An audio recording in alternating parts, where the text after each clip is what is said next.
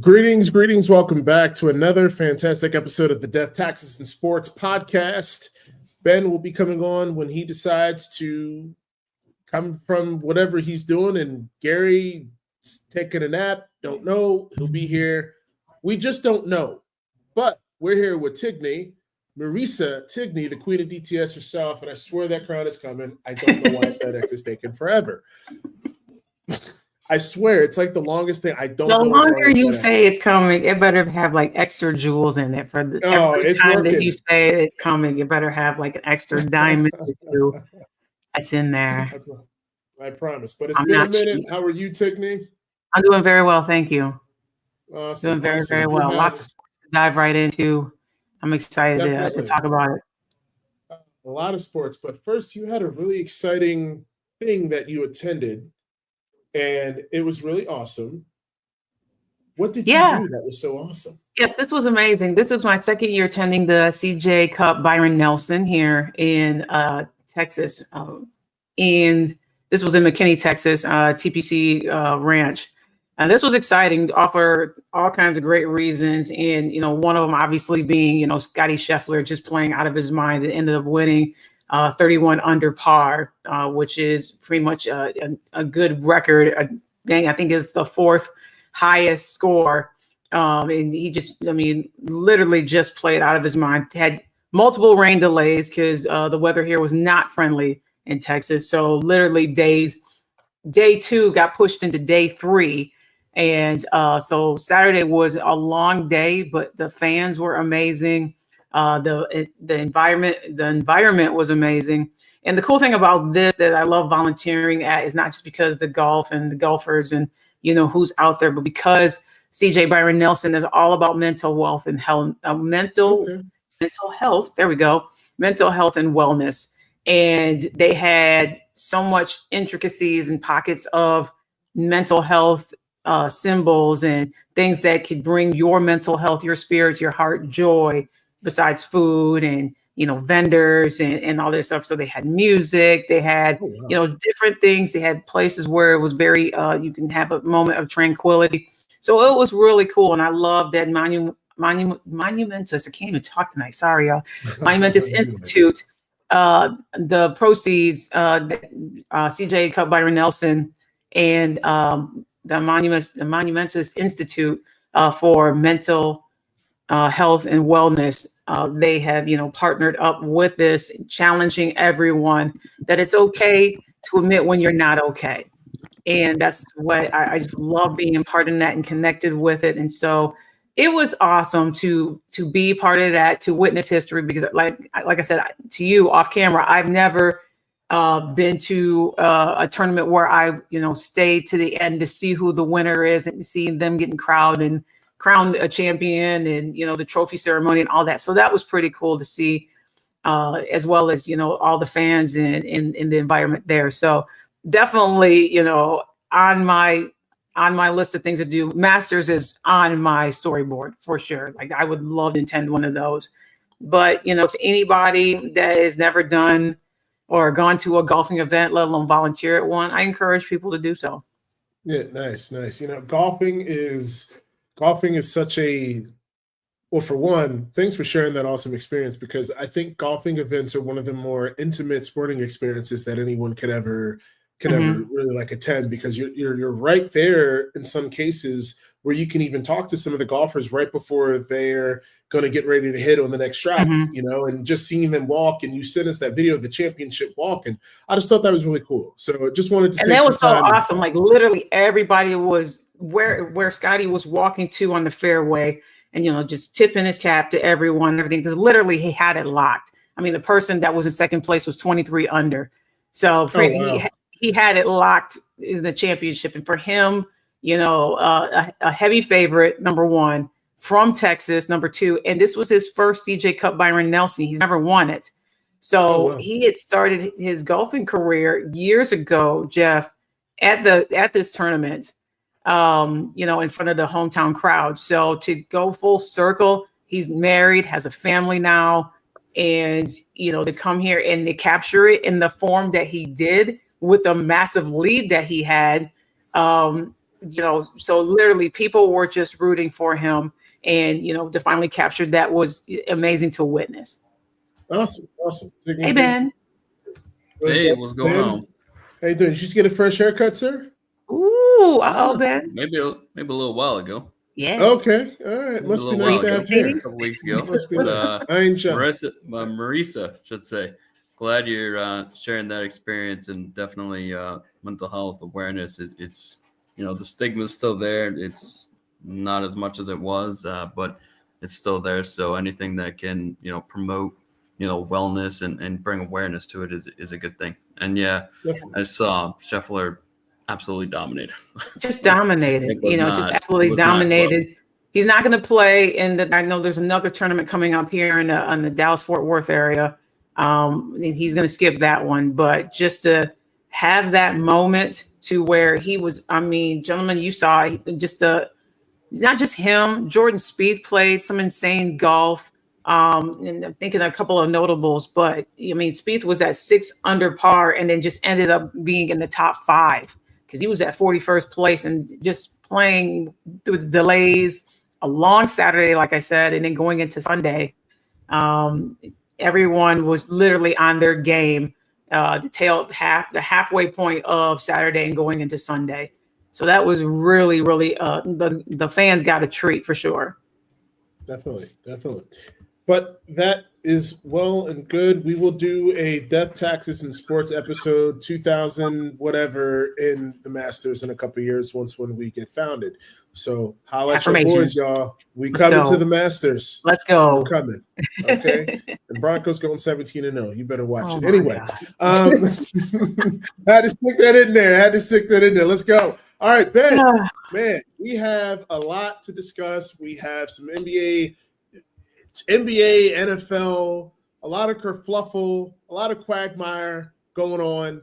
And want to toss this first question because the Warriors, very interesting matchup against a very physical, very big, very strong team in Minnesota. Game 7, we were talking about it. I didn't think they were going to pull off that Game 7 because, quite frankly, they looked very old and tired. But I think there's another question that I will ask you to after you give your guys' thoughts on the Warriors. How far can they go this year? And then I will ask a very surprising question upon y'all's thoughts. So for me, I know that, even before this series started, and the Rockets series, everyone was thinking that they were possibly a conference finals threat. Then they go up 3-1. And then, frankly, they get embarrassed in Game 5. Game 6, Houston pretty much led for the most part. So, headed into Game 7, the expectation, like you said, was we thought that, the Rockets were going to pull it out. Clearly, that didn't happen. I think the Rockets just this is a story for another day, but from the Rockets, I'm going all in on Giannis. You got a lot of picks, possibly a top 5 pick, possibly number 1 pick.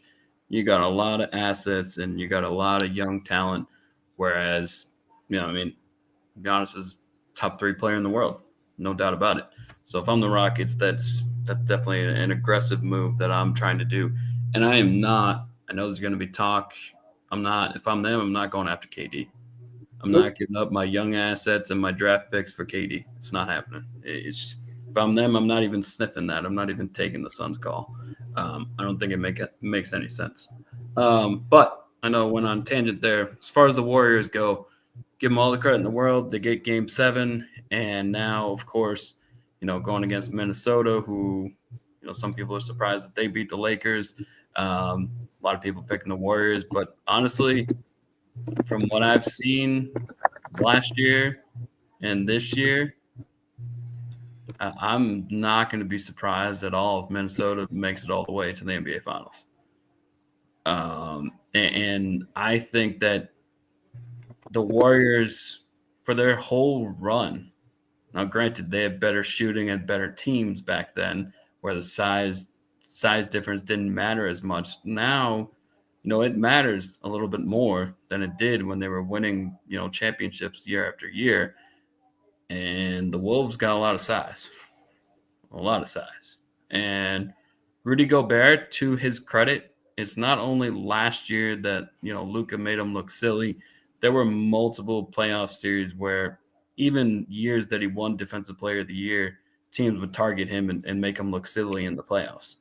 And got to give credit where credit's due. He played really well in that first round against the Lakers, even defensively, regardless of who he got switched on. So credit to him. I think he probably took some of that personally and, went back to the lab, for lack of better words. But Gobert played really good defense. And, of course, they get Naz Reid. They got some height, and they got some athletes, and they got a dog.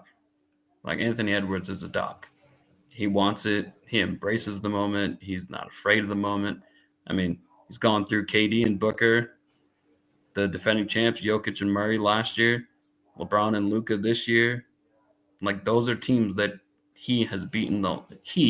His team, to give, it's not tennis or golf here, but they've gone through the last 2 years, and he's only 23 years old. So he ain't going anywhere for a long time. And I'm favoring the Wolves in this series. I really am. I think that the Wolves are gonna beat Golden State. So the answer for me is they're not making it past this round. Okay, I respect it. Tiffany? 100% agree with Ben. As much as the Warriors gave it their all in that 7-game series, and now they're coming against a team that is deep, that are shooters. The depth is absolutely insane. This is a different Minnesota Wolves team than in the past. They continue to rebuild and retool and refresh, like you're buffering on your computer laptop and just keep hitting that refresh button. That's what the Timberwolves are. And they're going to give the Warriors some problems. Yes, Green went on record saying, hey, I'm going to be cool. I'm going to stay out of foul trouble. I'm not going to be a hothead. I'm going to, play my best ball. Yeah. But this is a team that Draymond Green, remember the choke gate that he had a couple of years ago on Rudy Gobert, and literally all hell broke loose and so forth. These teams have bad blood against each other. Cordial as much as they want to be, as soon as that ball is tipped up in the air, we're going to see a battle between both of these teams. And I agree with Ben. I think it is the Timberwolves' time right now to advance past the Warriors. Now, I mean, I look at the Warriors, and yes, that Steph Curry is the star, and he can come up clutch. His threes haven't been sharp as they have been in the past. Buddy Hield came out hot in Game 7. You have Jimmy Butler, Knox. If those guys can continue to support around Steph Curry, if he's struggling, yes, they can make it be a series. It's just that this Timberwolves team, again, is deep. Anthony Edwards is looked at possibly to be an MVP candidate. You're going to have a tough time. They're going to have a tough time against them. And I think that this is going to be pretty much not a quick series. This is going to be a battle. And I think that Minnesota finishes them in 6. I like it. I like both takes. For Golden State, they showed a lot to me. They showed a lot for me in that Game 7, though this is going to be a larger test. I just generally believe that Steph Curry now is a top 10 player of all time. And I think that when you have an all-time great such as he, and then Steve Kerr, who has just done a monumental job, when you have a guy like playoff Jimmy, I just think that there's just a different type of swagger and a different type of confidence that gives me a little bit of confidence that they might be able to pull this off. They would have to hit a crap ton of threes to give themselves a chance, because they have no inside defense. They have no front court depth, no front court defense. And I think that they're Rudy smaller. Gobert, they have to rely on their shot. They have to. And Kevin Looney, that's his name, right, Ben?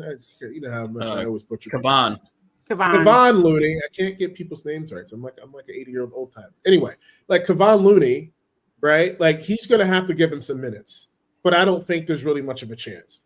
When I look at Minnesota, real quick, sorry, just because you're mentioning bigs, it made me think of. I have no idea Steve Kerr's hatred for Kuminga. It makes no sense Why whatsoever. he's not Yeah. putting them in the game is It wild. makes zero sense. Like literally, completely illogical for him not to get minutes. It makes no He's sense whatsoever. he's an He's an athlete. athlete. He's fast. He's quick. Mhm. He's athletic. Defense. Like what? I don't understand. Sorry, I Yeah. didn't mean to cut Yeah, you no, off. no, But it's we all were good. And talking Warriors bigs. I yeah, had to get that yeah, out. yeah. What I'm saying is this: like when I look at Minnesota, their motivation should be high because you look at that game with Denver and OKC. There's a good chance that I think Denver's going to beat OKC. I generally think so. If they were able to steal one game, I think they're probably going to win the series. Just something is telling me. So if you're Minnesota, you're looking at the opportunity. You beat them last year, right? Like this is their opportunity in their moment. You look at Boston losing to the Knicks. Like I think that this playoffs is very wide open. I Mhm. think it could be anyone's. I mean, it really could be anyone's, right? Because we don't know about the health of Cleveland. We don't know about with their guys. There's Garland with the toe injury. So Every know. number one seed is vulnerable in the second round. There is no guarantees with the first. You're a number one seed. It does not matter. I like that these teams that are playing the number one seed right now in the second round, they don't give up about who you are, what your record is, how you dominated in the West, how you dominated in the East. They do not care. And we saw that with a couple of teams. We saw that with OKC the other night. We saw that with the Pacers bullying around the Cavs. Now, obviously the Cavs figured it out and they're giving Indiana problems currently right now. But we need to see that same energy from OKC. And I know that I'm going ahead of what was being said, but going on to your point, OKC, you're going with them and they're a young up and coming team. And I know that fans are tired of hearing that they're a young up and coming team, but they are. You get rid of Giddey, you bring in Isaiah Hartstein, you start to add the pieces in there. You bring in a person that has a ring that's on the team, Alex Caruso, when he won it with the Lakers. And you're doing everything you can to handle the depth, the experience of Denver. Mind you, don't everybody's talking about Nikola Jokic, which is fine, and Jamal Murray, which is fine, but they have pieces around him. And we're seeing one of them that is breaking hearts in a couple of games, and that's Aaron Gordon. And so they're going against a juggernaut of Denver. The problem that OKC has is they don't have they have to make smarter decisions when it is to their shot selection and stay out of foul trouble. And they have to, for the love of God, they got to make their free throws. Yeah. Otherwise, Denver is going to just take a 2-0 lead back to Mile High. And it's going to be a problem. Yeah. And then Gary Legend, welcome back. And before I toss you the question, just the one thing that I'll say with OKC, and I'll throw it to you, Gary, on how far the Warriors can go, is that, Ben, we talked about it. OKC is a system-oriented team. They are a system. Okay, if they are not creating the turnovers, they do not have guys outside of SGA that can create their own shot. So when teams aren't turning the ball over, there's an issue. And their depth, they're not going to be able to use that depth to their advantage because you shorten your rotation. And the guys that are coming off their bench are just not shot creators, and that is a concern. But Gary Legend, hey, hello, how you doing? Gary. The show is made. You're back. Gary freaking Legend, everybody. What's up, Gary? How you doing, man? Let's go. How you doing, sir? Even folks, how's everybody doing? Lovely. But how are you doing, Gary?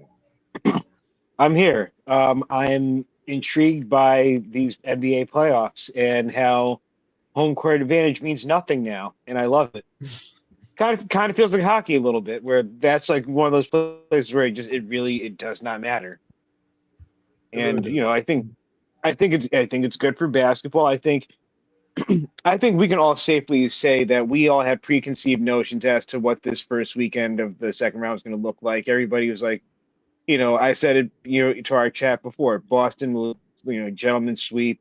You're looking at Cleveland beating Indiana. You're looking at OKC beating Denver. And then I threw out the caveat of the Warriors beating the Timberwolves. And, we'll see how that manifests itself tonight with their game one. But, this was a pleasant surprise. And, obviously being in New York surrounded by Knicks fans, like it's orange and blue skies everywhere today. But you look at, you guys were just talking about Oklahoma City and Denver.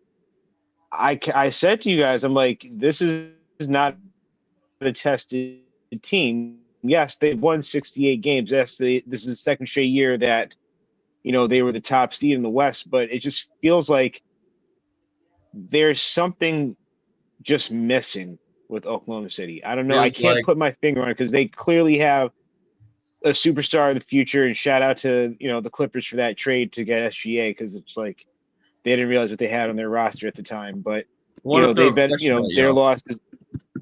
Go ahead. Is this Oklahoma City team LeBron's Cavs teams from the first 8 years? Are we seeing the same thing? You're saying a Cavs team, so you're trying to equate this team to the Cavs team with LeBron, with Dellavedova, and all those guys? I'm saying the Cavs teams that dominated in the regular season before he went to Miami, 1 seed, 2 seed, 1 seed, and never made the NBA Finals. They were dominant in the regular season, didn't come through in the playoffs. First part of LeBron's Cleveland career. OKC, I see a lot of similarities. Real quick, what OKC is missing is that 1-2 punch in the scoring. That 1-2 punch. That's what they need. I have a solution. You can't. Go ahead, Gary, and then take. The solution is a reunion with the original face of that franchise. If they're smart enough, they go make a trade for Kevin Durant this summer. I'm sorry. That's the piece. You want them to win a championship? Go get Kevin Durant. That's your answer. They're not going to go any further, and I think they need a sniper, and they need that Ray Allen type of player at this stage, who's just playing for the love of it. It's kind of poetic if you really think about it. It makes sense. It's kind of like, how Jason Kidd started off as Dallas Mavericks, and then he journeyed on several teams, and then he went right tail end of his career, goes back to Dallas, and what happens? Exactly. So I didn't even think about it that way till Gary laid out the blueprint. That's kind of interesting. Okay. And the Suns ain't gonna get as much for Durant as they think. That they're not. And who has all the draft picks? It's the 2 teams in the West that were the 1 and the 2 seed. Mm-hmm. OKC and Houston. They got more draft picks than everybody. Both of those teams. So we do have a lot of other topics. I do want to make sure we're continuing on. I know we have an hour and a half, but I just want to get some of these other things going here. But real quick, Tigney, any other thoughts on this Warriors? Because I'm going to throw one quick question. Oh, no. Like I said, I agree with some of the points that were brought out. I'm curious about your question. Okay. So literally 15 seconds each. Jalen Green, do you include him in any trade package? Is he good trade bait? Because to me, he is. That's my question. Maybe it's not as much of a shocker. If you were going to go and give a haul to bring over a certain person that cannot do no more with a Bucks organization. Okay. Any other thoughts, guys? Jalen Green. I don't think that Houston would do that. Go ahead. No, Gary, it's yours. Go for it. I think that he's getting a bum rap because of his performance in these playoffs. I think if you look at the total body of work, this is a solid player, and you have to be really careful because you don't want to do it. I just mentioned the name. The Clippers had SGA on their roster and didn't realize what they had on their roster and traded him to Oklahoma City, and look at him now. Do they really want to be in that same boat where the Clippers are like, you look at the Clippers, they're home right now.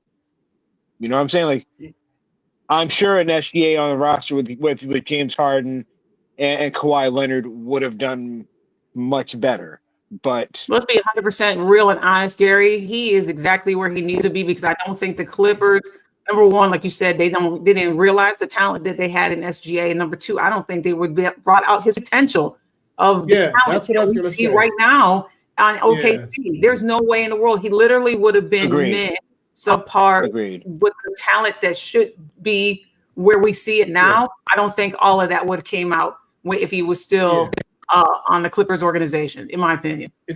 it's like the same thing. It's like the same thing with James Harden's like, oh, look at that. But I'm like, if he was playing behind those other two guys, I don't think he would have been able to flourish. So I think like hindsight's like, what's that phrase? Hindsight's like 2020. Like you don't know, like circumstances matter and there's no guarantee. Like I don't know. I think sometimes we just got to be careful about, oh, we didn't know, like circumstances. The Clippers right now is that team that is like, it's not, they stand out and they are that team that could go far. The Clippers, to me, when I look at them right now, is just towards, I guess.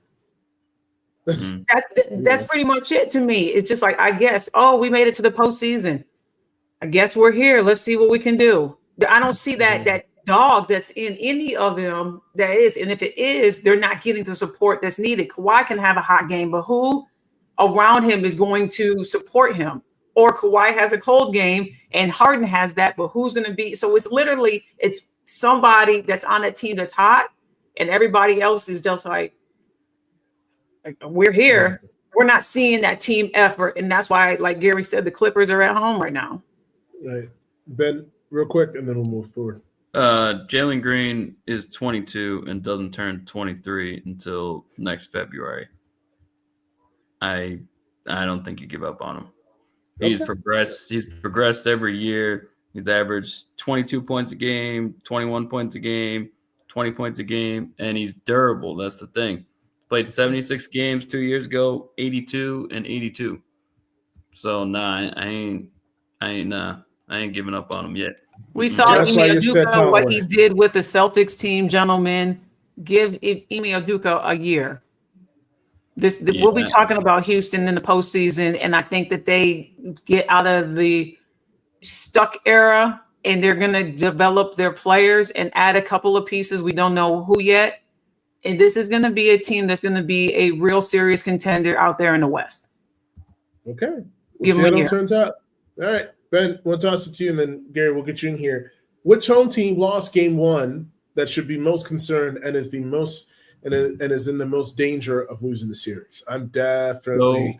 So, I'm actually kind of changed my mind, but I settled on Oklahoma City, and I think that Denver's got some motivation that they were kind of forgotten about, so to speak, to begin this playoffs. Nobody was like, most people would pick, I think, the Clippers were the favorites, even though they were on the road. Nobody was really, if you're thinking about the West or even title teams, no one really mentioning the Nuggets. And I think that, and they won not last year, the year before. It wasn't that long ago. So they're gunning for 2 championships in 3 years is a possibility. And I think that Christian Braun has been stepping up big time. I'm liking the minutes that he's getting and the performance of him.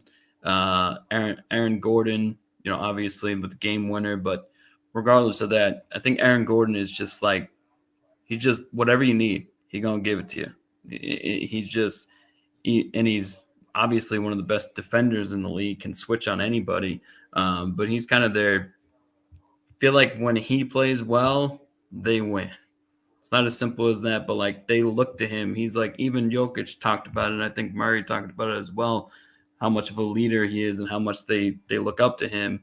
And frankly, he's probably got a little bit to prove too, because he's still, I feel like, a little bit doubted as well. And the coaching change, we all rightfully criticized it at the time, but if they make the conference finals or even the NBA finals, they're gonna look like geniuses. I mean, they still got a ways to go.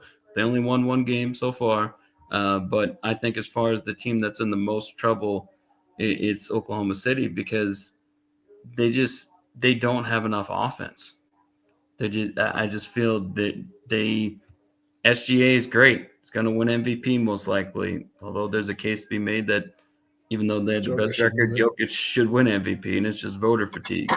But anyways, SGA is probably going to win MVP. He had an excellent season, but they don't have enough. And I feel like this also feels to me like Jamal Murray is like Jamal Murray again. Like he played in playoffs. He was healthy last year, but like something seemed off. I feel like Jamal Murray is like playing at that high level that he was playing at when they won the championship.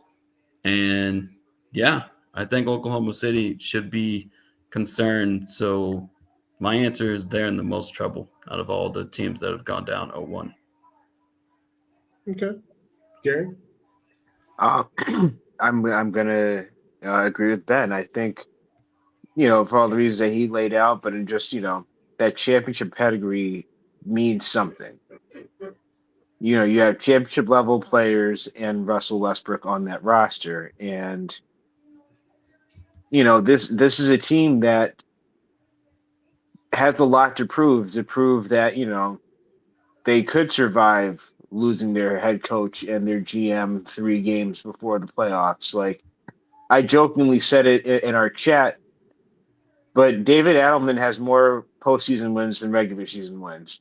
And that, I mean, granted, that will change, but that's a hell of a stat to start your career with. I think, like I said, that, as I said before, Oklahoma City is missing something. I threw out the idea of trading for Kevin Durant and kind of bringing that story full circle, but it's like, yeah, they're missing.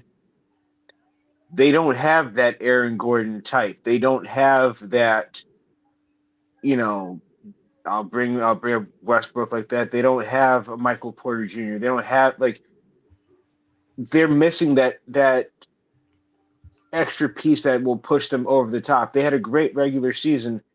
I think they played to lesser competition. I think, they weren't surprised by any stretch, but I don't think that they were. I don't think they not that they didn't take their opponents seriously, but they just it was almost too easy for them. They beat up on a Memphis team that frankly probably didn't deserve to make the playoffs either, but got in how they got in. They beat those up. They beat them up. They're, going up against now a team that, yes, there is an air of instability there, but you still have a triple-double machine on your roster. You still have I'll put Jamal Murray in the top 15 players in the league. I think that's not the high in that top 15, but he's easily a top 15 player. Like, you have enough of those pieces that, OKC's ripe for the picking. I think I'm looking at the score now. I think Cleveland's figured it out. I think they'll be fine. I think Boston, they're not going to miss 45 threes in a game ever again. I think what we saw was an anomaly, and the Knicks capitalized on that anomaly, and good for them. And we'll see what happens with the Warriors and the Wolves. I gave my bold take before that I think the Warriors are going to end up winning the West, but of these teams, OKC is the easiest one to say, okay, this is kind of where the buck stops for them. Yes. Marisa, go for it. Oh, no, I answered it earlier. I definitely said OKC. It's easy to say, I heard so many experts talk about the Celtics are in trouble. The Celtics need to figure it out and everything else. But like Gary said, you're not going to see a performance. Unfortunately, that's going to sting for them for a while, that you're the first postseason team to miss 45 threes and 60 attempts that you've had. You had your all-stars go 9 of 31. And our brilliant statistician, Ben, can check me and check the stats on that. But that's numbers that you will not repeat in game 2. You need to be on all cylinders in game 2. Knicks, for what my Detroit Pistons was a victim of, is lack of size, because we didn't have Isaiah Stewart. He ended up still having inflammation of the knee, and that cost us, especially when we couldn't hold a lead. And Brunson was hot. Karl Anthony Towns was hot. Josh Hart ended up getting hot. So the Celtics have to, if they're going to keep a lead, they're going to have to play a lot of defense in the paint and not allow them three, especially Brunson, not to have any leeway to make it. Because the Knicks, as we know it, and more seen now in the postseason, the Knicks can shoot the three from anywhere on that court. And if you give Brunson just a little bit of space and opportunity with the rest of the team playing amazing defense around him so he can get that open shot, 90% of the time he's going to hit it. And so we're going to see a different Boston team in game 2. I think they tied the series up. Ladies and gentlemen, we should not be surprised if this series goes 7. Because I know, the Celtics were going in thinking that, the Knicks coming off of that, 6-game series against Detroit.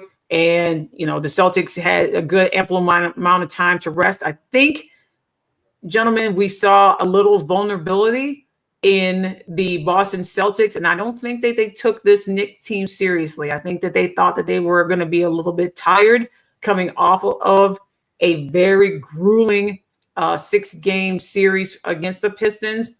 But they will tie it up in game 2 for sure.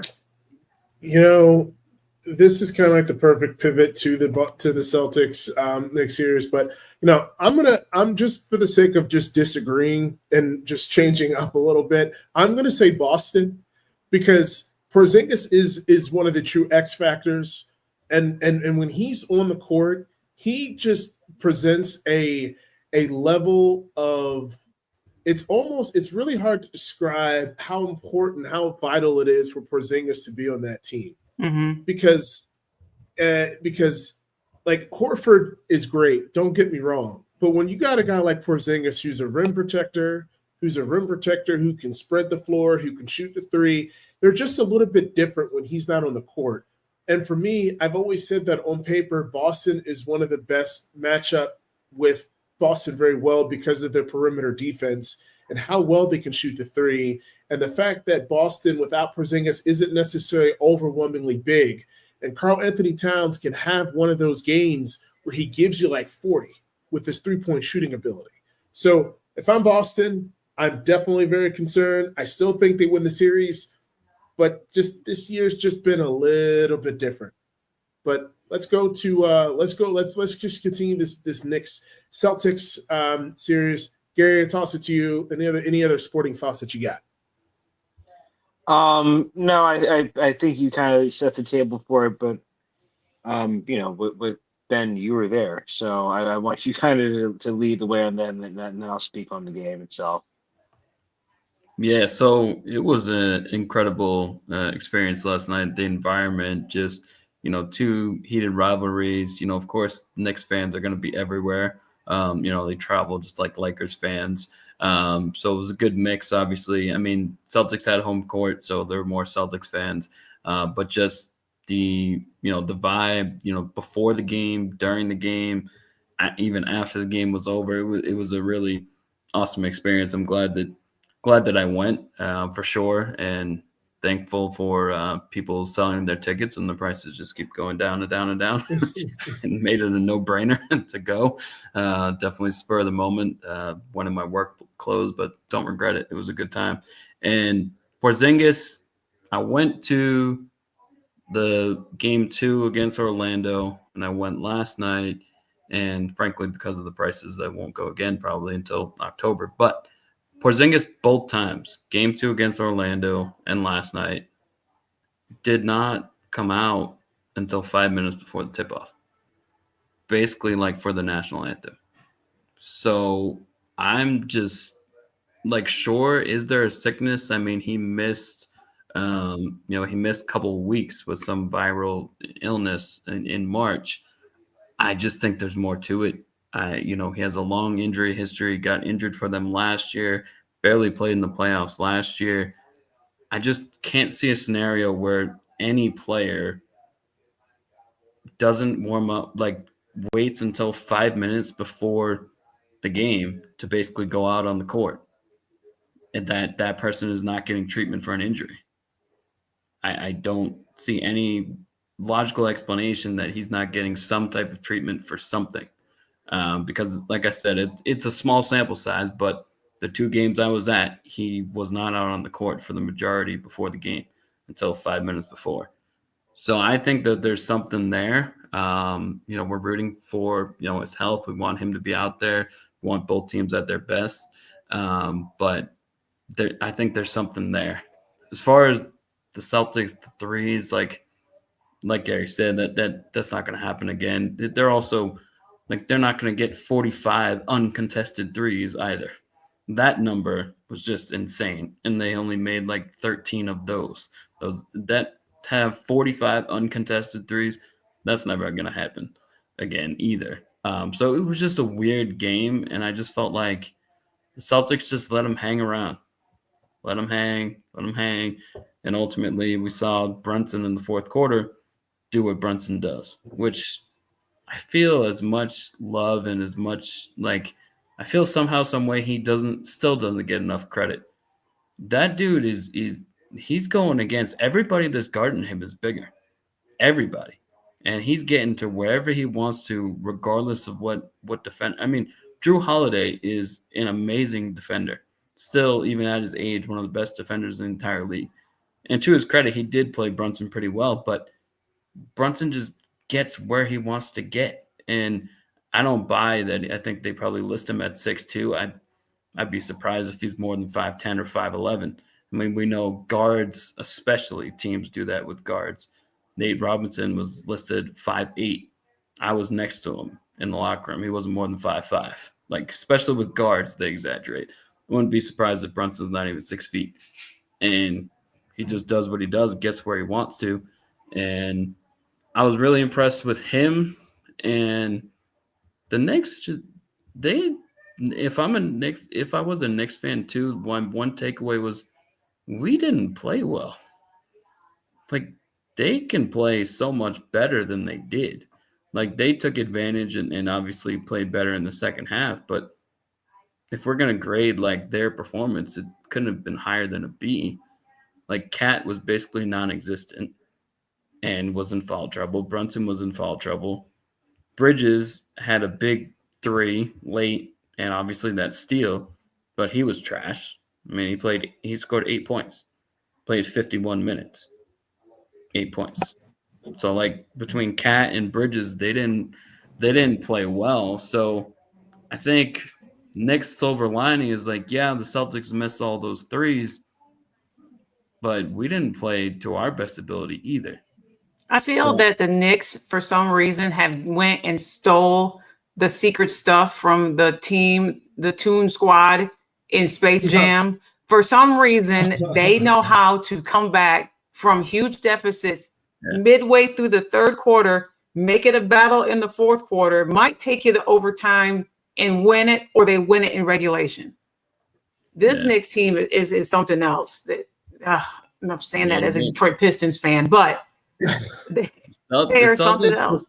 Celtics just also have a horrible tendency in the regular season and in the postseason. 15-point lead, 20-point leads. They get cozy at the wrong time. You know, it's like 5 points. They give up big leads all the time. Yeah. All the time. Gary? Go ahead, Gary. So I'm gonna preface everything by saying that I am not a Knicks fan, but I'm going to argue for them on this in this case. What happened last night was huge in this aspect. It gave the Knicks and their fans hope. Because if you look at how the Celtics basically beat up on the Knicks throughout the regular season, except for that last game where it was last regular season game where it was relatively close, but the Celtics ultimately won that. You look at they were 1-15 against the three best teams in the NBA this past season. 1-15. So if you're going to, it's as Ric Flair would famously say, to be the man, you got to beat the man. So you have to, if you're going to be this team that we all think you can be and be a championship contender, a true championship contender, you got to go into a place like Boston and you got to steal a game. And that's exactly what they did. Mikal Bridges literally stole the game for them. And, I look at it this way. Do I think that the Knicks are going to win the series? Absolutely not. No. Do I think that they're going to give Boston enough of a scare? Yes, and they need to, because if they're going to take that step forward, and we go into 25-26 and say, hey, this Knicks team can go toe-to-toe with Boston, can go toe-to-toe with these top teams, they're going to have to do it here. This can't, like I said in the original, in our chat, that this was going to be a gentleman's sweep. And, I mean, hell, this still can be. Like, there's nothing that says to me, like, it's just as easier for the Knicks to lose the next 4 games than to win 3 more or win 3 in a row. I really believe that firmly. But I think for their psyche and for the psyche of their fans, last night was epic. Last night was huge because during the regular season, that 20-point loss, 20-point deficit in the third quarter would have just been, all right, we didn't have it. We're going to go ahead and pack it in. And we would have seen, their bench. And then 2 things happened at the same time. The Knicks started getting hot and they got their confidence back as far as shooting and everything goes. And of course, like we've said, the Celtics were historically cold from 3. And it's almost arrogant on the part of Joe Mazzulla to let them continue to shoot threes when it's like, guys, why don't you just try scoring in the paint? I get it.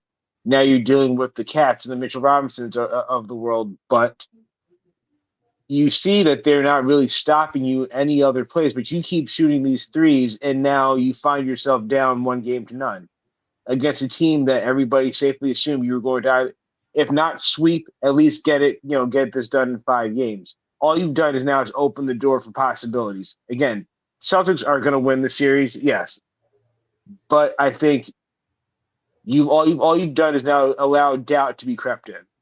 Mm-hmm. I like it. Taking any thoughts before we move on, Ben? Before we move on to this next topic, get to some NFL. Everything was good. I was just gonna say Tatum is one of those guys that drives you a little bit crazy because he could get 10 free throws every game if he wanted to, very easily. There's so much more. Very, very easily. He could get at least 8 free throws a game, probably 10 to 12, very easily. He can get to the cup like anyone, pretty much. On anyone. Is it safe to say that if he truly, truly wanted to, he could be the best player in the game today? If he wanted to. Now, I think because he has the team around him that he doesn't need to. Right. But I think, and we've talked about this, and one more point to make. The Celtics have had a nasty habit of playing with their food. And it's going to come back to bite them in the ass sooner rather than later. It may not be against New York. They got a small taste of that. They got a small taste of that when Orlando beat them at home in the first round. Like, you're going to do that with the wrong team, and there goes your championship reign. That was like a mini Gary gripe right there. I like that. There we go. Save the gripe, Gary. Save it. More to come. I didn't have a gripe in particular, so I'm just, All right. Tigney, let's get to some NFL talk here, and then Ben will get you into this. So NFL draft. So we know that the Broncos are going 17-0. We knew that they had the best draft. We knew. Oh my gosh, so log out right now. Okay. So where Hold on, we gotta flip this. Hold on, we gotta flip this. Hey, Marisa. I want him to start this segment because I want you to start the question, Jeff, and then I want you to start off on it because you believe wholeheartedly in your heart of hearts, in your NFL spirit, in your mile-high mind, Denver, CO. You believe that the Denver Broncos, now that, they have their quarterback that is done with his first year, has somewhat established, will continue to develop into his second year. I want you to start off kicking off this question of grading your team and why you believe, giggle, that your team is going to go undefeated.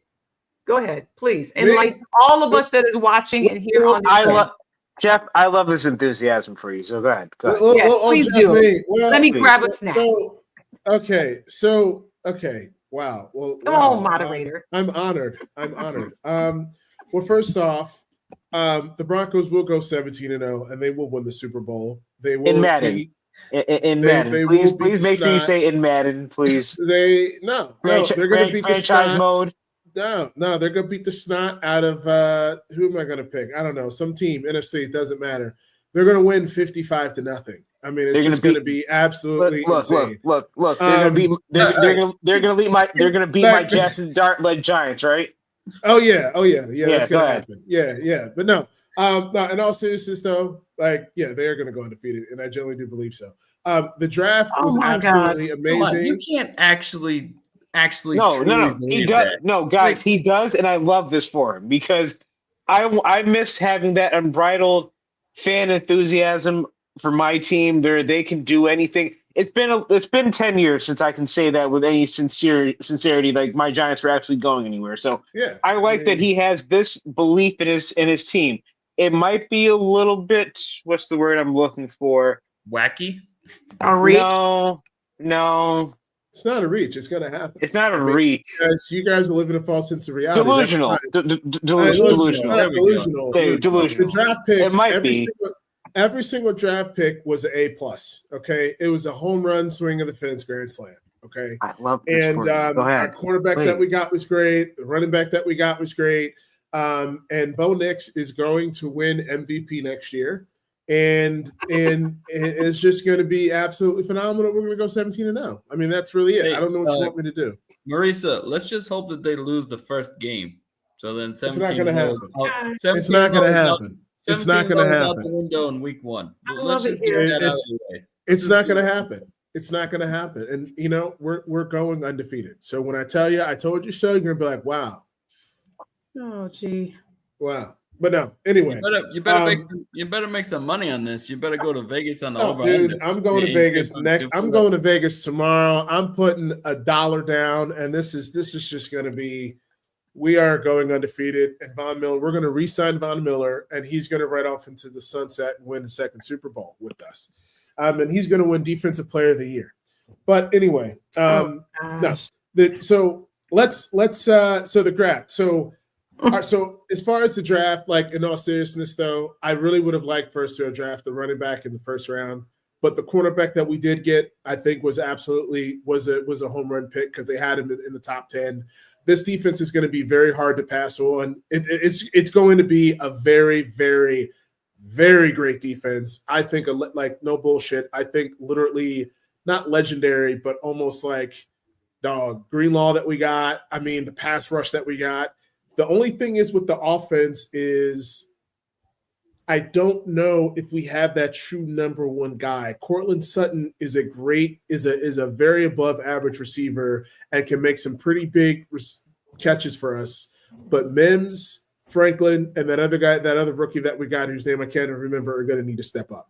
And we'll see how it all turns out. But I have faith it's all going to come together, and they will go undefeated. So at this point, it's all cupcakes and crackers at this point. All right. So who's next, guys, on your team that's not going to go undefeated? Who's next? And who wants to give their draft grade outside of the amazing Denver Broncos? Who else is next? I'll go.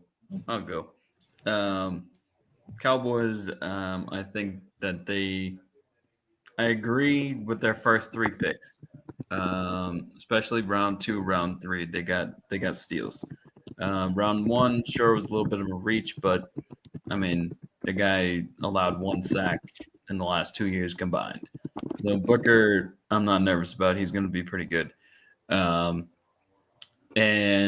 But after that, on the weekend, rounds 4 through 7, not getting a receiver, that was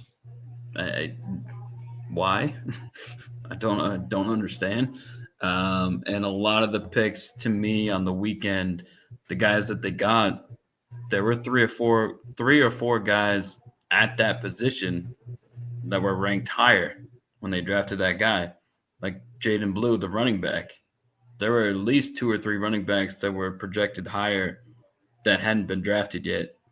And there were opportunities over the weekend to draft some good receivers because a lot of the receivers for some reason had dropped as well. There were a lot of good receivers that were still available when they were picking. And the fact that they didn't draft a receiver is a huge – I don't like that at all. But overall, given that I think that their first 3 picks are very likely to hit, and if you hit on 3 picks in any draft, you did a great job. I can't go lower than a B. So I'll go B with rounds 4 through 7, not too impressed 1 through 3, fully agree with and think they did great. Okay. Cowboys are always interesting, Ben. This season it's going to be another interesting year. Not another receiver. CeeDee Lamb. We'll see how that turns out. We know how it's going to turn around. The same as the last 30 years. They ain't giving me no reason to believe anything going to be different. I mean, the head coach that they hired, Brian Schottenheimer, hadn't interviewed for a head coaching job since 2015. Wow. Literally 31 teams in the league for 10 years had no interest in even interviewing him. But we know what that's about, though. Oh, it's all about being Jerry's puppet. Yeah, being Jerry's puppet. Exactly. Indeed. Who's up? Ben? Marisa, go for it. I give my team a solid B. A couple of sleeper picks that they had, and I talked about it on a video that I did, and I posted it on social medias and had a big discussion on TikTok live, was Boise State's Ahmed Hassanin. And what impressed me about him is, for him to come, here in the United States and then go live with his brother in Egypt, not get that full development of football and the fundamentals of it, and to have him understand it, play it, and then get recruited at Boise State. Literally was that dog at Boise State, because obviously they had a pretty good squad, a la, Heisman finalist Ashton Genty. When I watched him at the combine and I saw him when they were doing that drill with the football on the stick, and he, ran up to the circle and he was clapping his hands. He's like, "Let's go." And he like barking at back at the coach and all that. I was like, man, this dude is going to be a worker. Like, he's going to be a dog. I said, if the Lions end up getting him, he's pretty much going to be a steal in the draft. And Detroit ends up getting him. I think that he's going to be one of those ones where he's going to be literally a needle in a haystack for the Detroit Lions. I like that we selected Tyleik Williams out of Ohio State. Shout out to your Buckeyes. Let me rephrase that: the national champions, Ohio State, because he's a beast. And some Lions fans are like, why did we draft him? Why that? Because let Brad cook. We know what he's doing for the Lions, and I've said this multiple times on the show, for the hand that was dealt during last season, the injuries that were there that plagued this team, and to have the record that they had. And unfortunately, it all caught up to them in the Motor City during the postseason to a very good, and I'll admit it, very good Washington Commanders team. This is some key pieces that are needed. Are they big household names? No, but they are, I believe, it kind of, in a way, insurance for the Detroit Lions, because the past many a year, we are known to somehow, kind of like the curse of the Kennedys, this team can always come up with an injury or two or three or 10. So I like that what we did there. I like that, we got a couple of, diamonds in the rough, and the one that I just mentioned in the sixth, I think it was the 5th or 6th round. So I give Detroit a solid B. Now, the big thing is for them, can they run it back and can they stay healthy?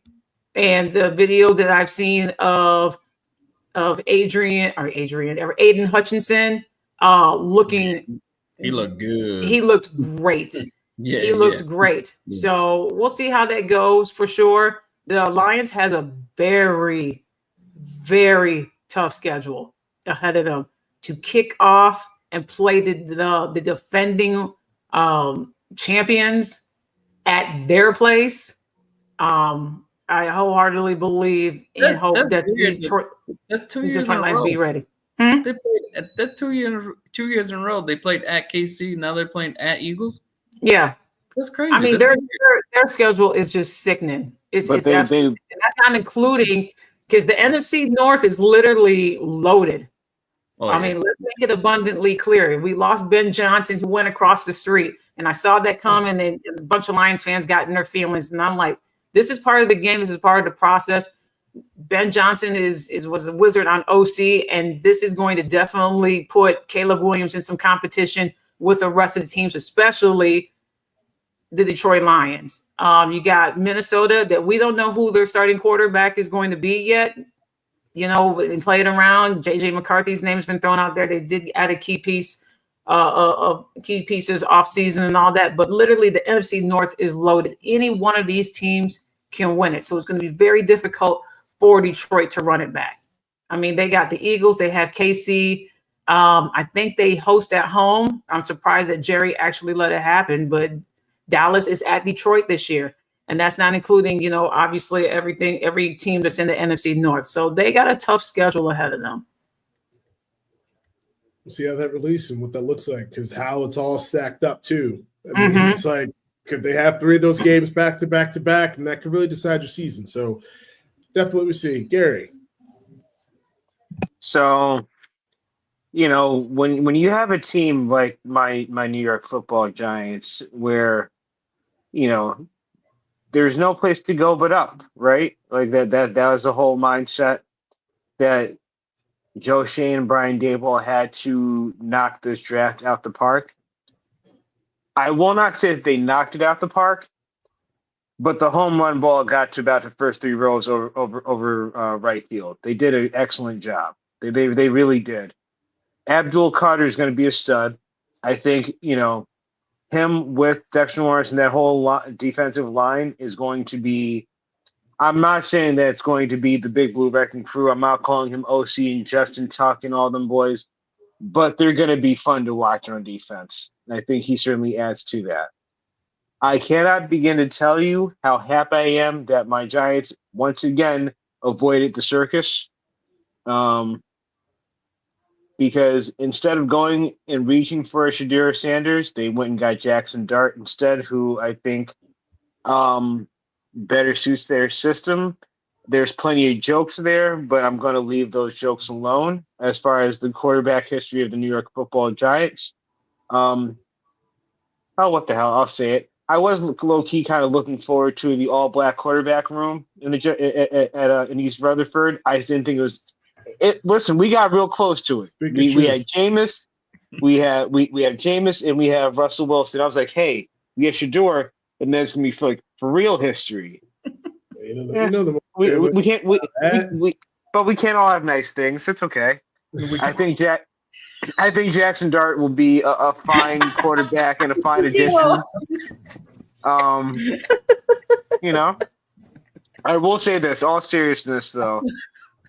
Cam Scatterbo from Arizona State is going to be yes, one of that those was a steal for y'all. That's going to be one of those that come back. You come back later and go, how the hell did he fall to the 4th round? How did you let him go 105th? Like, it's going to be one of those. And I think he's definitely respect to our running backs, but I think he's an upgrade from Devin Singletary and probably a better time. He didn't work out. Cam fell because of injury. He didn't work out much. He didn't. I don't think he worked out. I don't think he did. He got invited to the combine, but he didn't do much. And then pro day, he was limited. Right. So I think that's what. I mean, he's a much different type of running back, but just because they played the same position and he was taken late, Darren Sproles comes to mind. Yes.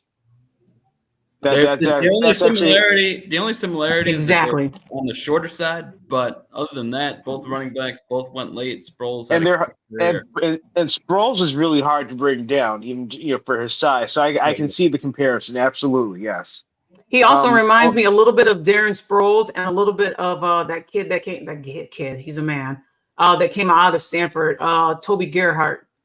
Just the solid. How solid they are, hard to bring down. I thought of them too when the Giants picked them up. But he is a worker. Y'all got to steal out of him. He's a baller. I mean, the tape is what matters. I mean, you could do all the measurables and all that, but he was the reason why they came back and almost beat Texas. He was the reason. Yep. Right. He makes plays. 100%. Shout out to ASU. Let's keep this thing. Gary, do you have any other? No. Okay. I'm gonna lead off with this one because I before I forget it is what was one of the biggest surprises outside of Shedeur, and for me it was the Jaguars giving up a 1st-round pick and going all in on Travis Hunter. Now, Travis Hunter is a great player. Don't get me wrong. But this is a team that is more than one position player away from being a viable team. Just straight up. And you're giving up a huge haul for a guy, again, insanely talented. I think he's going to be great. But there's still questions about a rookie. I mean, he's still a rookie. He's still unproven at the professional level. So there's always going to be some type of risk when it comes to giving up so much capital for a non-QB. And I think they're really – exactly. Yeah. So they're really going to regret this. And then I also think that, like, you also have to think about how much longer are you going to ride with Trevor Lawrence? How much longer are you going to give excuses for Trevor Lawrence, despite the large contract? At some point, the excuses have got to go away because they have done a pretty decent job surrounding him with a lot of talent. And now you give up a first-round pick in a draft class that potentially is going to be pretty good. And you could put yourself in a position where you might go 4-13. You might get you never know how the reason's going to go. You never want to give up a first-round pick. So I just think that they really cost themselves, and I think that this is a big year for Trevor Lawrence. I think that it was the biggest surprise that they gave up that type of capital, honestly. Yeah, I like that, and honestly, I agree. The Browns got a good haul, like you said, but I don't know. I mean, just the potential of Travis Hunter, and then I mean, they could have never forecasted it, but if they had Travis Hunter and Shedeur, like that would be kind of a good thing for both of them. The relationship that those two have, it's completely obvious. They played together for a long time. And for rookies, I mean, you want rookies to be as most comfortable as they can be. So, I mean, like I said, they could have never forecasted that we're going to get Shedeur, but to have the ability and the capability to have both. But to me, just passing on Travis Hunter despite the haul is a huge risk to me. It really is. I mean, Travis Hunter, we all know the potential, and you know, there's whole question marks. How much is he going to play on offense? How much is he going to play on defense? But just the potential that he has, I would have picked him. That would have been my pick.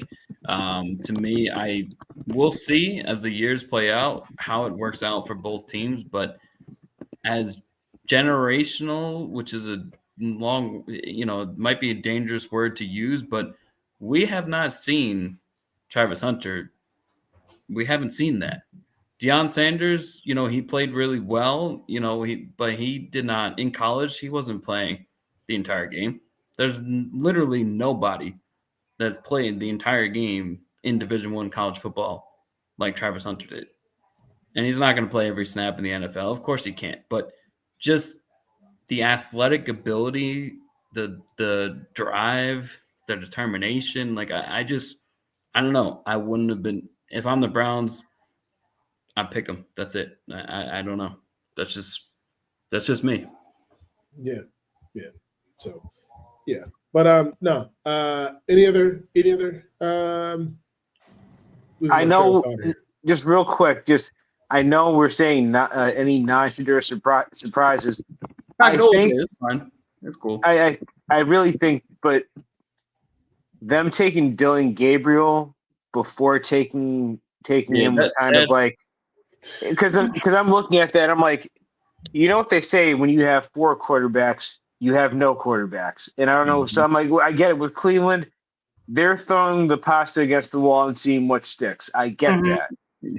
But it's just like, so you drafted 2 rookie quarterbacks to sit behind Joe Flacco and Kenny Pickett. Yeah, the fact that Gabriel and Jalen Milroe got picked before Shedeur, that to me is a bigger deal. Which is wild. Than Shedeur going to the 5th round.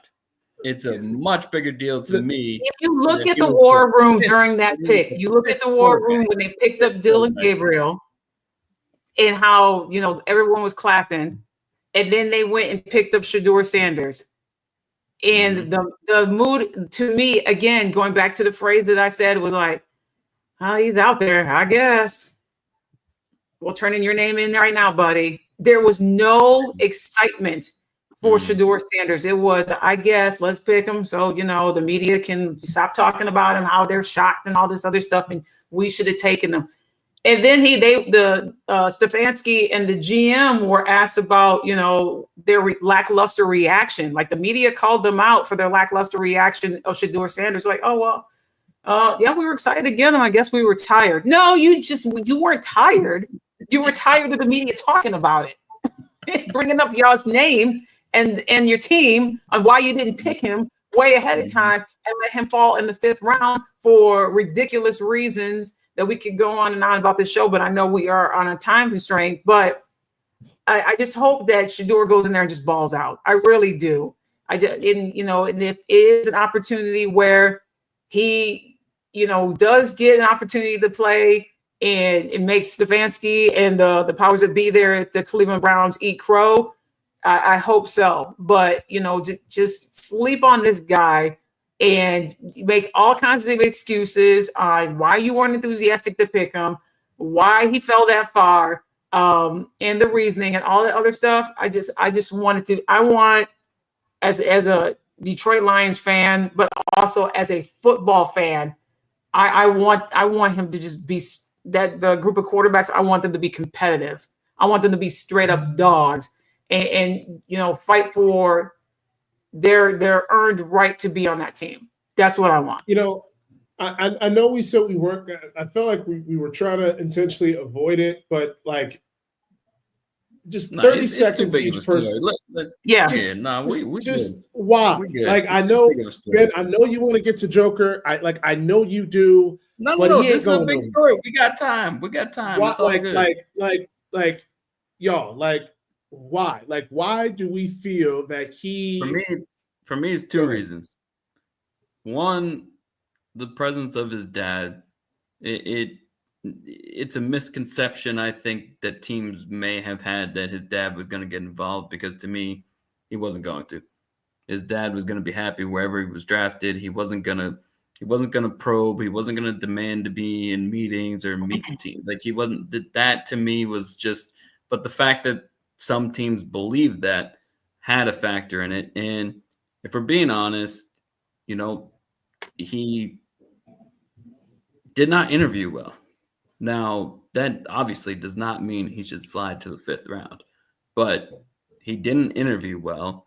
And combination of those 2 things, and that teams didn't think he was great, because he wasn't great, and you had those quote unquote factors there. I just think that it's not right. I mean, especially to me, like I said, regardless of dropping to the 5th, going behind Dylan Gabriel and behind Jalen Milroe, that's insane. And the Louisville quarterback. Right. The Louisville quarterback. Tyler Shug. Yeah. Yeah. So exactly. So he was what, the 6th quarterback taken?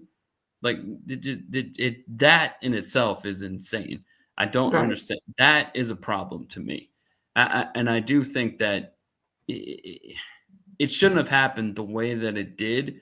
But to me, teams did not think that he was great at any skill, I don't think. And then all that other background stuff, and the fact that, confidence can be taken as arrogance, and we can go down that rabbit hole. But he came off, and I'm not saying he is one, but to teams, at least if we're going to believe, how he interviewed and what he was like in the pre-draft process, he came off as a diva.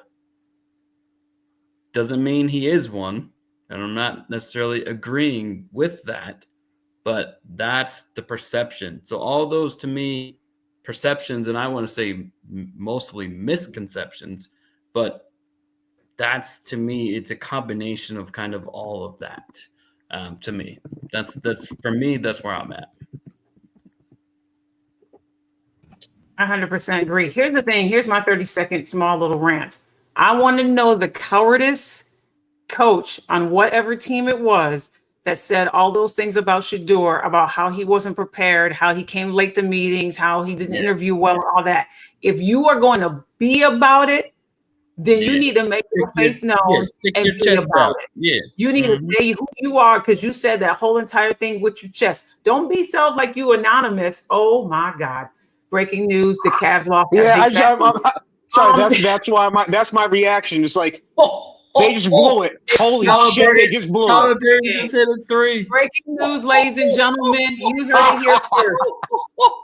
Cleveland was up double digits and Can I allowed make my?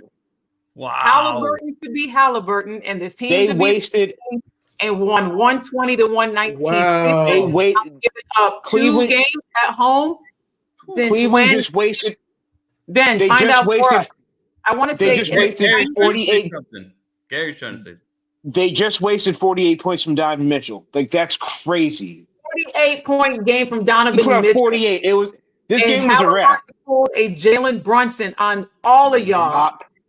Oh my And God. that was a swish. Oh, he's gonna There's get no fined. doubt. He's gonna get fined for that celebration. That's fine. It's We okay. don't There care. was a no But doubt. That was a swish. he got money to burn. He got money to burn. They can't blame his daddy. They don't ban him from the games. Listen. Yeah, but they fined Kobe for that. You can't do that. No. Oh no, sorry. they gonna find him, but he don't care. He don't He care. He don't get that $10,000 call. He don't This care. series We're is gonna over. look back on this. Wow, this is crazy. This is okay. Can I just pivot to this real quick? Yeah, we Can talking I about just it. pivot to this real quick? Mhm. This is the stuff that we said in our chat that I wanted to say that I was concerned about the Cavs going down 0-2, which now officially they are.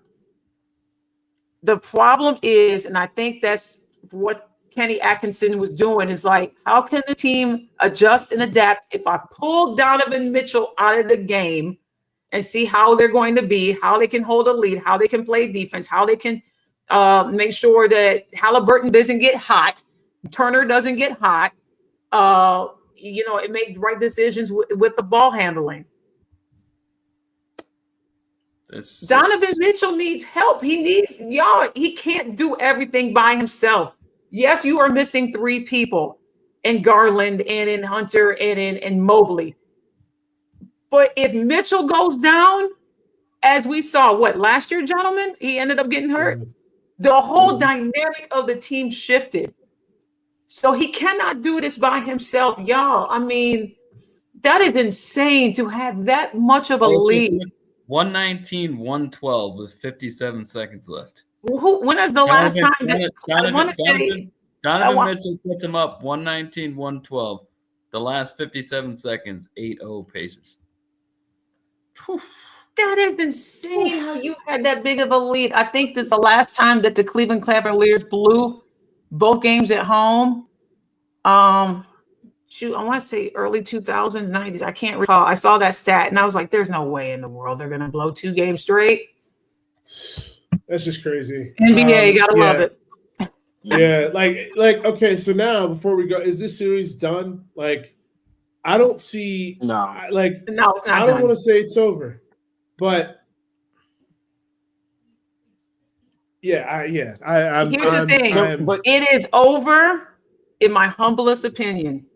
And we saw this team work around where they're missing 3 people.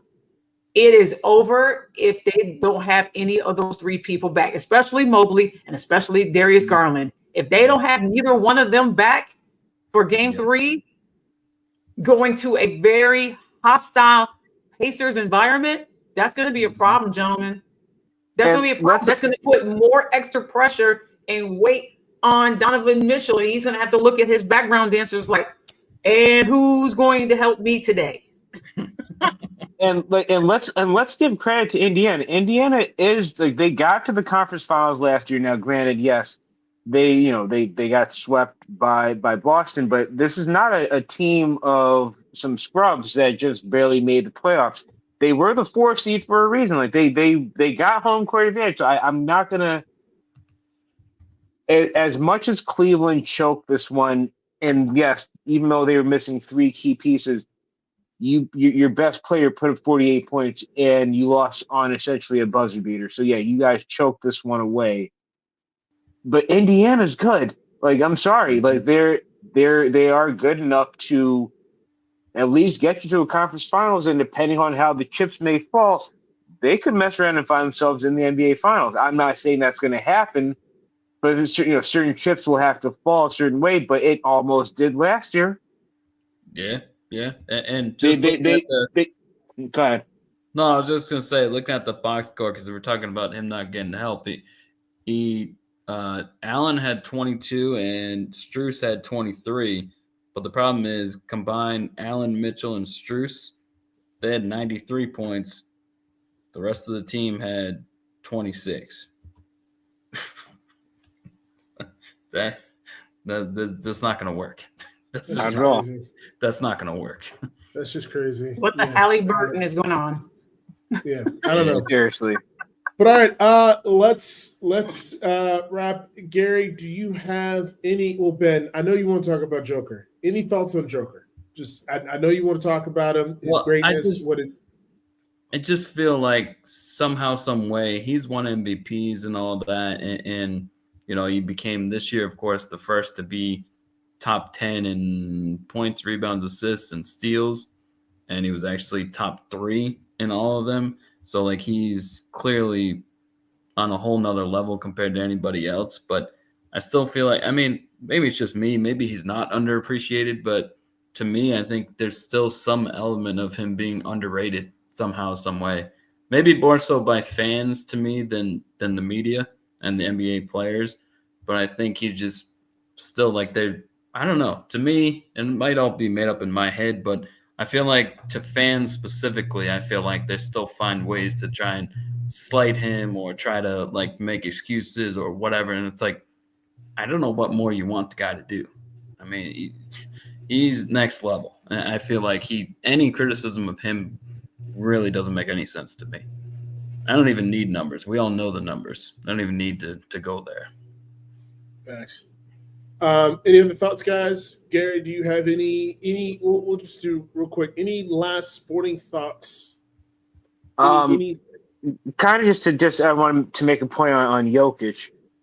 Much like LeBron, we're not going to be able to really appreciate this until he's gone from the game, because he's making these triple doubles, these 30-point, 20 rebound, 15 assist games commonplace. The same way that Steph Curry made the deep 3-pointer commonplace, the same way that Michael Jordan made dunking commonplace. Like, it's just, it's in that same vein of like, you're making it look too easy, and in doing so, we're not really fully appreciative of it. And yes, should he win MVP this year? Yes, he should. Will he? No, because Oklahoma City had the league's best record. So it's almost like you got to reward that somehow. And, like I said, we'll appreciate Jokic more when he's gone than when he's actively playing. I feel you on that. There's definitely some truth to that. Definitely. Tickney, anything before we conclude? I do want to do a mini Tickney talk, if I may. Yeah, go for it. Just a mini one. Yeah, go for it. Ladies and gentlemen, welcome to Tickney Talk, the moment of the show where your distant cousin from TED Talk, Tickney, that is me, brings up a topic that we all discuss. And this is the one that has been stirring around in my sports spirit for the past, about say 3 or 4 days. And it came to full fruition as of lately. When you are a well-known sports star, and you have a huge platform, a big following, you are a key contributor to your team, you gain and garner people that are called fans. They admire what you do. They go and buy your shirts, your jerseys. They see you at events. They get your autograph. They hang posters on the wall if that still exists. But evidently, you create a following. That means you are watched wherever you go, whatever you do on social media, does not matter. How you conduct yourself, once whatever you do in the dark, the truth will always come to the light. We saw that with Ravens kicker Justin Tucker, who unfortunately was let go recently from his position as a clutch kicker. Now, we saw his performance kind of trail off the past 2 seasons, But all of us here on this panel, as well as you all, know that he has been accused by several massage therapists of sexually assaulting them. That is a very serious charge. 1 to 2 people has grown now to 16 people that have accused him. Now, he has claimed his innocence, continues to claim his innocence, and said that he has done nothing wrong. So to our interesting breaking news that happened a day or two ago, the Ravens have moved on from Justin Tucker. Now, the reason why that we're doing this Tigney Talk is a couple of things. One, the release statement that was brought up by this organization made me wonder on the verbiage, if you will, of giving Tucker the accolades and the praise and his contributions to the team. I'm summarizing it up for y'all. If you want to look it up, you may do so due to the time constraints of this program. So with these serious allegations and you all going and moving on and choosing a kicker in the draft, as soon as the kicker was drafted, we already knew that he was not going to stay with this organization. But you would go on record say that it is nothing against Justin Tucker and what he has done with the team, or that the issues of these lawsuits that are pending is the reason why that you released him. So my question on this Tigney Talk is, what is the real reason why you released him? If you are admitting that it's not because of the 16 allegations of sexual assault that is accused by these massage therapists that has been going on for 2 to 3 years, what is the real reason why you drafted a kicker, part one? And what is the real reason why you got rid of your clutch kicker who helped you bring an NFL championship to your organization? Yes, he's had a couple of off seasons, the past couple of seasons, and has not been Captain Clutch as of late. Me speaking to this, that has brought tears to my eyes at Ford Field when Detroit looks like he was going to win it, and he kicked it from an insane yardage of 62 yards. The moment that will never shake my 66. sports core. I don't mean to shortchange him, and I don't mean to bring up this painful memory, but it was 66 yards. Thank you, Gary. Now, I'm sorry.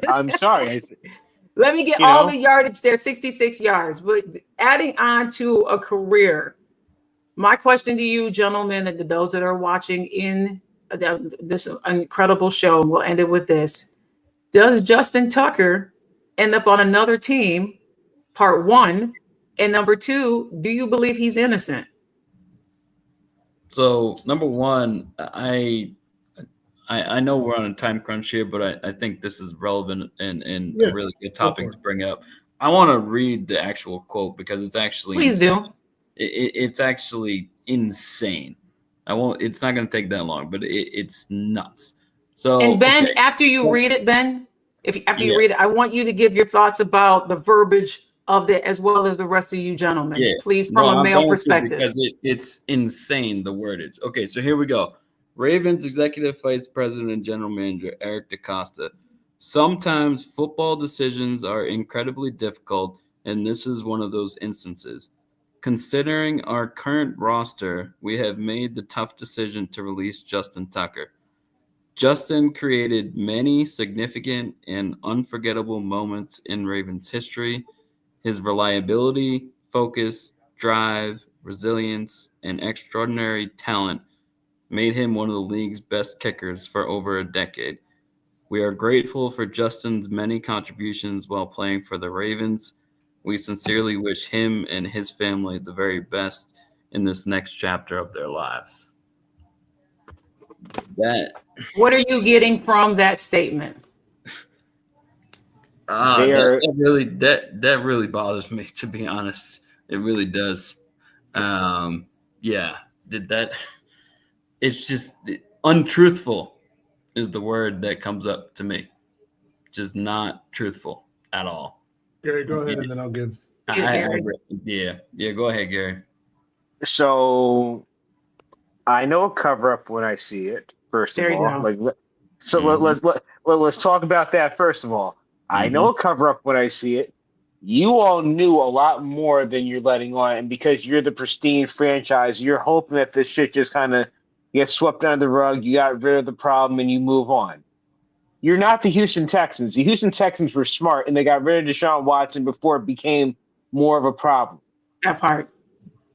You're not them, unfortunately. Mm-hmm. You know what? Unfortunately, your history is a little bit deeper and richer than theirs is. Mm-hmm. But the reality of the situation is you gave essentially a glowing farewell to somebody who may or may not actually be a sexual deviant.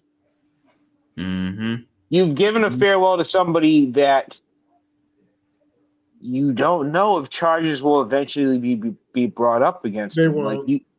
They Statutes of limitations. I know this, but in the court of public opinion, you've reputation.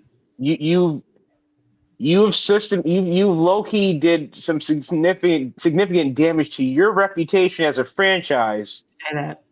Yeah. Mm-hmm. You've done damage. Like Justin Tucker, he's not getting another job. I'm sorry. No, I think the debacle with Deshaun Watson has turned off the NFL from anybody that has any kind of red flag from being on their roster. And frankly, football related, he wasn't good last year. The last 2 years, let's talk about it. He's been on the decline. Yeah, he fell off the cliff. All that extra stuff and his performance, he ain't getting on another team. Exactly. So to kind of bring this all together before we do conclude, so just me being so from a legal perspective in Maryland, the statutes of limitations, folks, has ended. It's a 3-year statute of limitations. The allegations were between 2012 and 2016. So there's going to be no legal action. But secondly, they made the statement the way that they did because they know that if it comes to find that this wasn't true, then they could file then the NFL Players Association can file a grievance. So they did it the way that they did to protect themselves from any type of grievance being filed by the NFL Players Association. But I still do agree that they know that something happened, and I think the man is guilty. He is guilty. But who are we? We're just 4 people with a podcast talking sports. Thank you very much, gentlemen. This will be definitely to be continued because more of this will come out. Well, definitely. I give it the next couple of weeks, definitely. But all right, folks. Part 2 of your question, Tigney, he is not on an NFL roster again. I 100% agree. And anybody that puts him on the roster, man, it ain't happening. No, he's a kicker. He's a kicker. Okay, he's a kicker. All right, like we're not talking about a quarterback. We've seen them be replaced in the middle of the season. Yes, kickers come a dime a dozen. Teams are not afraid to release you after 1 to 3 bad games. They're not. They're like relievers in baseball. Yeah. 1 minute you are at the creme de la creme, and then the next minute you're done. So, but all right, folks, this has been fun. It's been. I'm not laughing at the serious allegations. I'm laughing at Gary. Gary's comment was cough. Jerry Jones cough. Because you know that man don't miss a circus. Yep. He's never been to a circus he didn't like. So if the Cowboys kicker went down, yeah, they don't need to upgrade. Their kicker's been lights out. But if he gets hurt, yeah. I'm just keep it in the back of your minds. That's all. All right, folks. But hey, this has been fun. This has been real. We'll be back. We don't know when. We'll be back at some point when we feel like doing another show. Unless there's a breaking news that happens, because sports is crazy like that. Exactly. Facts on facts. But until next time, guys. Peace.